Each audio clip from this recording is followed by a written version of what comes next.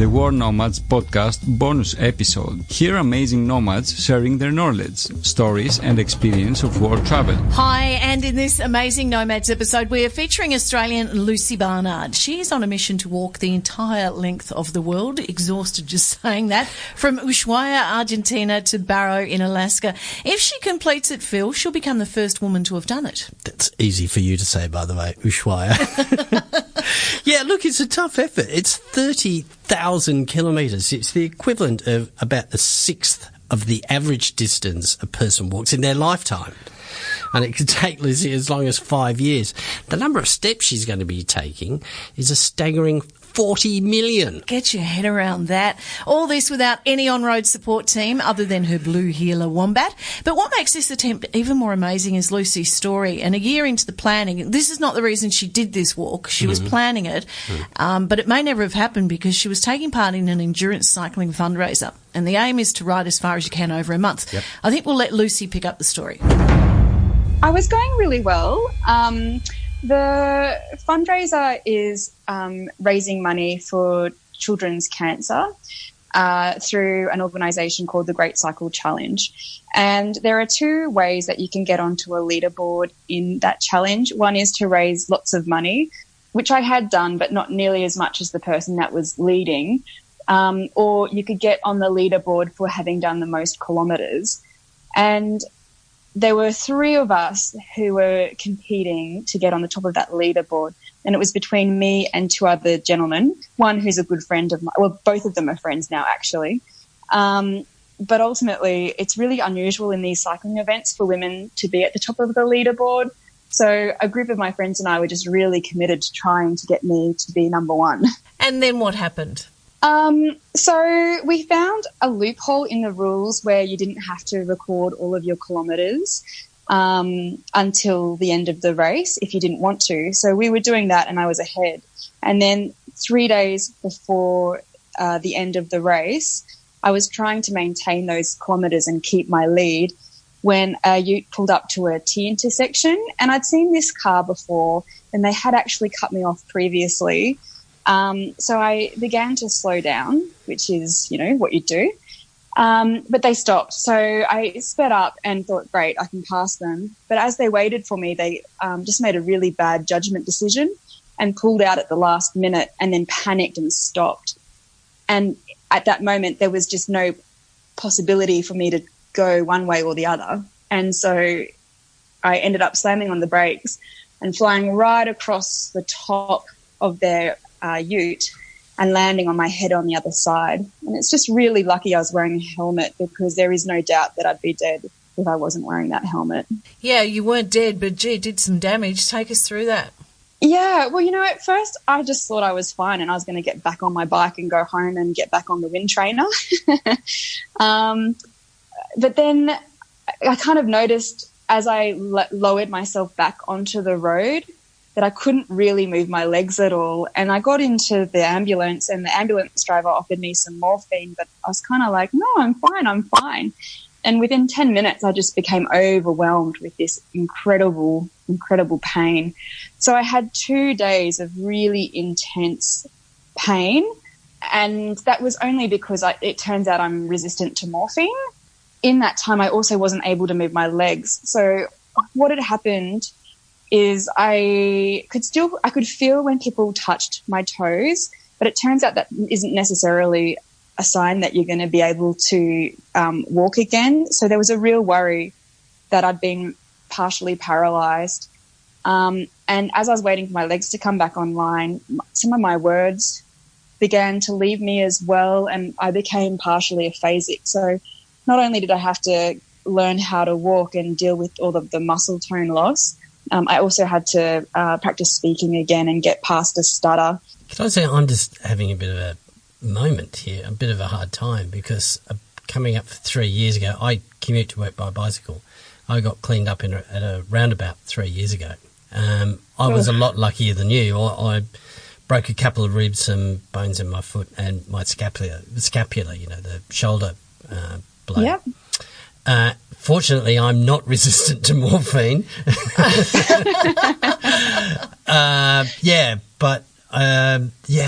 It's it's just such a hair's breadth away from it being totally catastrophic. I mean, I got off lighter than you, and you've got off lighter than other people, but absolutely, crikey, it's like it's just paper thin, isn't it? It is. Well, at the moment, you are attempting to be the first woman to walk from the southernmost point of South America to the northernmost point of Alaska. You were planning this before the accident, though, weren't you? Yeah, I was. So about 1 year before the accident, I went on a holiday to Patagonia, and I just really wanted to spend the time hiking and taking some time out because I really hadn't had a break in between high school and university. So off I trotted, and around that time I was reading a book about George Meighan, who was the first man to walk the length of the earth from Ushuaia to Alaska, where I'm heading. And he originally completed that walk in a little town called Prudhoe Bay, which is right at the top. And he finished that in 1982, which just happens to be the year that I was born. And so I guess for me, that time alignment helped for me to really appreciate the story. And then I just wondered, that's a really long time ago. I wonder who else in my lifetime has then gone on to complete this walk. And so I learned about quite a few men who have gone on to do the walk and why most people quit within the first year. But then I really quickly began to realize that no woman had done it. And I was like, what is with that? Like, come on, someone's got to try this. And so I started planning just like that. Why did they quit within the first year, and why have you not? Love. So boring.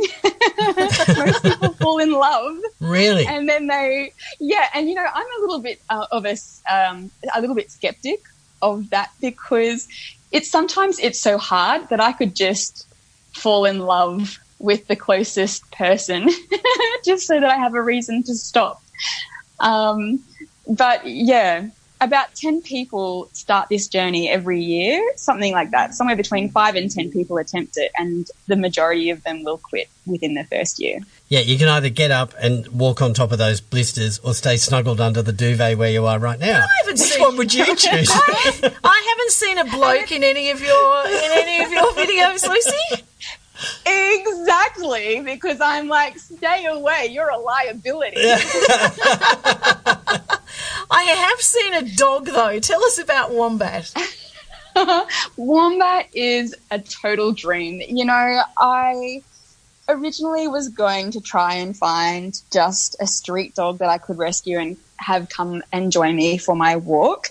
But the primary motive of getting a dog is to help improve my security and safety. But I also need to find a dog that is capable of walking the distances, is pretty tough, all of that sort of thing. And I was really struggling to find that in street dogs, not because then they don't have the capability, but more so they have injuries or little personality quirks that kind of wouldn't be helpful in high stress situations. So in the end, I did a lot of research into breeds and decided that it just happens that it's an Australian breed, but that an Australian cattle dog would be the most suitable breed to join me. And, sometimes you just put it out to the world that that's what you're looking for, and then all of a sudden you have a choice of 12 in a litter. Yeah. And so I got to choose him, and I did some little tests on each of the puppies to make sure that I got the one that was most resilient to change. And he's fabulous. Cattle dogs are really great for picking you up when you're feeling a bit miserable. They've got a great sense of humour. They are really, really tough. I mean, he's 6 months old and can walk 30 kilometres in a day, which is crazy. Yeah, but I've also seen him sitting in the cart that you pull as well. Well, that's the interesting part of his personality. Cattle dogs are meant to be fine in the heat, but he hates direct sunlight. So come middle of the day in the middle of the desert, and he was just like total meltdown tantrums and, sleeping in the back of the cart. Going through the desert, the Atacama Desert, has that been one of the biggest challenges so far in the 2 years that you've been walking? Man, every section has its different challenges for sure. And I had a real romance about going through the desert and how wonderful it would be. But certainly the last 2 weeks when it got really, really hot, I got really, really miserable. But not for long, because I just realised that I had to start sleeping during the day and walking through the night. And by sheer luck, I started following a road, and every day that I wanted to stop walking, there just happened to be a random bus stop that no one ever uses. And so I spent the last week sleeping from bus stop to bus stop. Yeah, I'm a bit worried about you because you're doing this on your own. I mean, now you've got Wombat, but all these truckies are stopping to see if you want to lift. You're sleeping in abandoned huts with dead lambs outside the doorway. You're taking some risks, girl. Yeah, it's really glamorous. I have a lot of friends who just think that I'm going from one view to the next with my hair waving in the wind and how delightful. And recently I had a girlfriend come over who walked a stretch in the desert with me, and she really now has a completely different view of what it is that I do. But I will say, where I was walking in the desert, I didn't see many people at all. So sleeping by the road wasn't really an issue. But anywhere else where there are lots of people, I really spend a lot of time, and I'm very careful about where I set my tent so that people can't see me.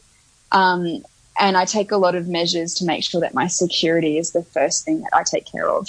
Look, I'm just looking through your website at the moment. I really love the section here of the people who've walked with you, or these fantastic smiling faces in these pictures here. You've met some amazing people.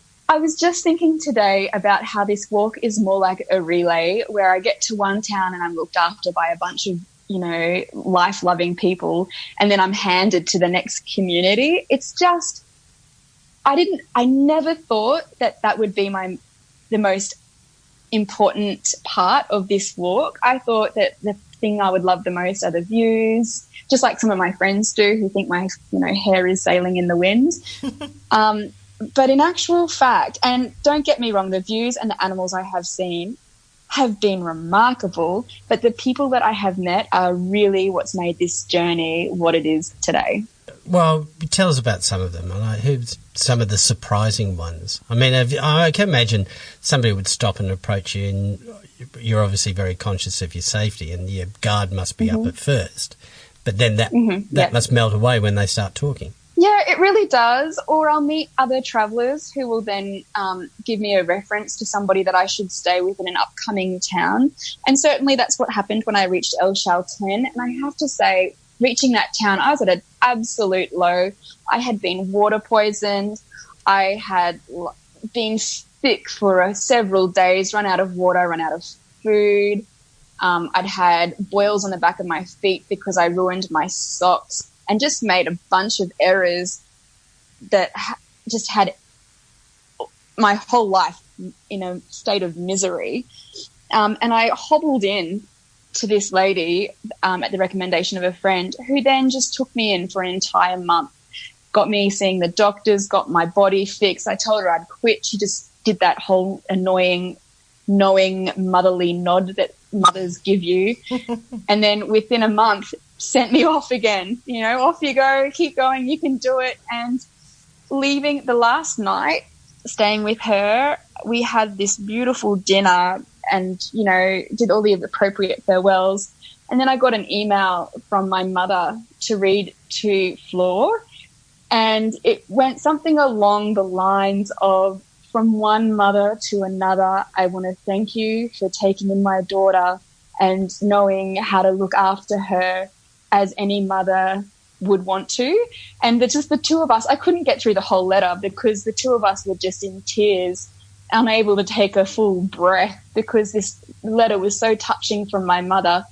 And essentially that's the treatment that I've had from so many mothers along this walk who have just really taken me in and nurtured me and tried to give me all the love that they can to get me to the next town. Beautiful.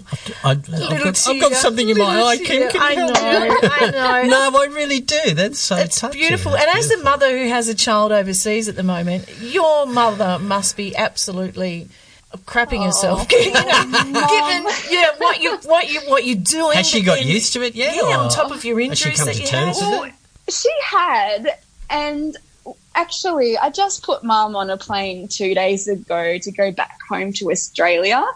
So we decided to meet for Christmas and New Year, and my sister joined us, who lives in New York.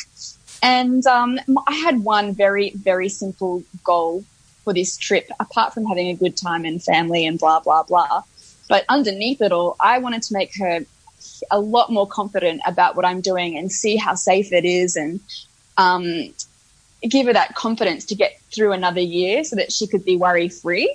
And then my sister got mugged twice, and then my sister's phone got stolen, and then my mum got mugged, and then I got mugged, and Mum's passport got stolen. And basically I failed spectacularly. It couldn't have been a less safe, horrible trip than it was. It was great seeing each other, and Mum and I had some wonderful highlights in the last week.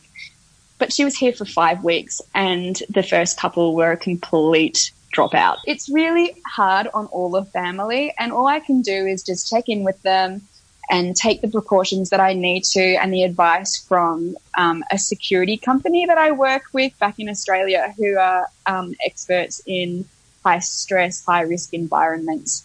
Well, you said you were sending your mum off so that she would be calm for another year, but I listened to you in a recent interview and you're thinking that this walk may take you 5 years. Yeah, and that's a good thing, I think, because at first I wanted to be done in 3 and walk 30 kilometres minimum every day for 5 days out of a 7-day week, and just like a checklist, get it done.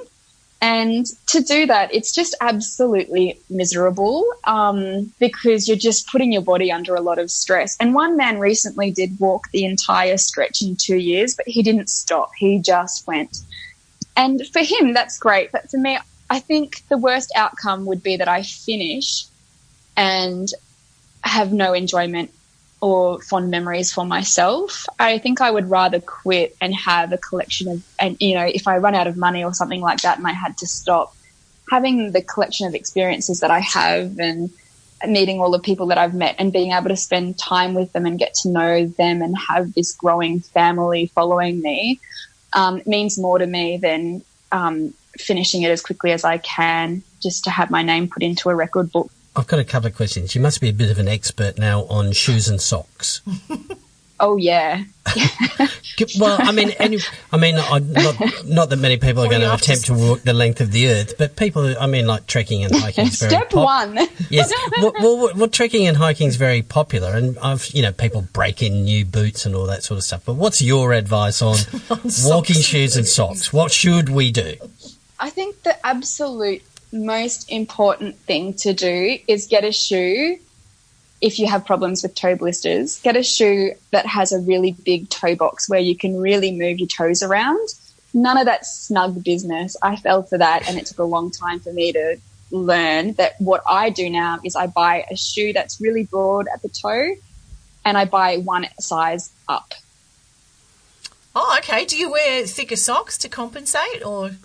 Yeah, well, typically there's like thousands of ways to tie up your shoelace as well. So I tie my shoelaces differently to keep my heel down. There's a little trick that you can do to get your foot more secure in the shoe.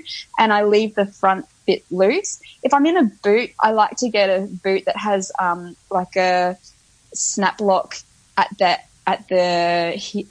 ankle so that you can have the front part loose and the top part tight. And it grips around your ankle. Right, okay. Yeah. And then Ian, who's a guy who makes socks, they're like a neoprene sock. They're called Armour Skins if you want to look them up. He sent me a bunch of these socks, which when I first saw them, I'm like, what is this weird thing that I'm meant to wear underneath? And essentially you have to roll them on and they're quite sticky. And they act as like a second skin, and then you put your other sock on top. And that prevents any surface blisters, not necessarily blisters between your toes, but it certainly does help with all of the others. All right, my other question, I reckon you're probably an expert and you probably love them. Do you like shortcuts? Oh, man. I don't think I've ever taken a shortcut that's turned shorter. But I do love them. I don't know what is with my psychology. I know that I'm always going to get stuck in a tree or end up having to walk through miles and miles of river crossings, blah, blah, blah. But I always take the shortcut, and always at about halfway I think to myself, if you'd gone the other way, you'd be there by now. Lucy's been awesome talking to you. Can I ask one more question before we do? Sorry. What, is it not underpants? No. Well, speaking of underpants, there's a fellow I know, he's worked with us at World Nomads, Greg Blakeney. He's a filmmaker and still works with World Nomads. He's American, and he was cycling. He was doing basically from America all the way around South America, got to Colombia and loved it so much that he still lives there. But he was but he was doing it. He did it with 2 pairs of underpants. He only had 2 sets of underpants, and I forget the name of the brand, and I'll put it in the show notes because it's kind of what made him famous. Because he did it for this company where he only had these 2. That's awesome. And they sound a lot like your neoprene socks. They were very special undies that he did. Captain Underpants. So what was your question? Well, my question is, when you get to the end, what colour's your undies? No, when you get to the end... Creepy Phil. Neoprene undies. I'm sorry, I'm running off now. When you get to the end, after 5 years, you've completed this. We're totally confident you're going to complete it, so I'm saying when. Would you do it again, or would you do bits of it again, or are you done with one? Why would you do it again? 5 years? How does this start with undies? Yeah. No, would you do it again, or would you do parts of it again, or have you thought about, being an expedition leader and taking other people on bits of it? Would you go back? What I'd really like to do is get a camera, like a video camera, and go back to the beginning in a car and visit all the people who've helped me and meet them again and say thank you to them and have proper conversations, because I still am struggling with Spanish, and I know that there are some people down south who really have just no idea about what this girl was doing walking through their property, and I would love to just do the whole thing, but in a year in a car. I reckon that's a great idea, actually. It's a good question, Phil. There you go. All right. That would be awesome. Talking about undies, I've got one little random thing. We're back at undies. All right, go. Don't worry about the film. This is great. In winter, I really struggled, and I wrote a fairly compelling story about how difficult it had been. And a friend of mine, who is now a friend, started writing to me. So I have this pen friend, and we have our own battles. So we started writing to each other almost as like a support team situation. And as part of being my pen friend, she has pretty much sent me all of my undies since I've been walking. So I haven't bought a set of undies since I got here because she posted them to me. Hang on, random gift. If I was going to send you things, it'd be, maybe a packet of Tim Tams from Australia or a pair of undies. Mate, let me tell you, you cannot buy underwear that stay together here. If you send me just a bikini set of Bond undies, I know that they're going to last me. Whereas if I walk for a month in a set that I've bought here, they just I basically end up not wearing any at all. It's a disaster. We should get some branded World Nomads ones. I'll be one happy lady. A great big Sanchez logo on your ass. There you go. Exactly. And we did hear Wombat in the background there. Give him a pat from us, and Lucy, thank you. Best of luck. I will. She is such a fun person, and to get an idea of that, you can follow her blog Tangles and Tail to see what really is a serious effort. Yep. Now, next week, I know we promised it after the episode on the Baltics, but we're going to deliver on that promise to explore Malaysia. Absolutely. A bit of a change around just to match up with everything here, but there you go. Also, the 2019 Travel Writing Scholarship, which goes to Portugal, or Portugal, as I've heard in some of the promos, is now, should be open very shortly if it's not already open. Applications close on March the 13th. For all the details and to enter into it, go to worldnomads.com/writing. Good one. Now, please drop us a line if you know an amazing nomad that we should be speaking to. podcast@worldnomads.com. A lot of info, but it's all in show notes. You can download the episodes from iTunes or the Google Podcast app, or ask Alexa in Google Home to play the World Nomads podcast. See you later. Amazing Nomads. Be inspired.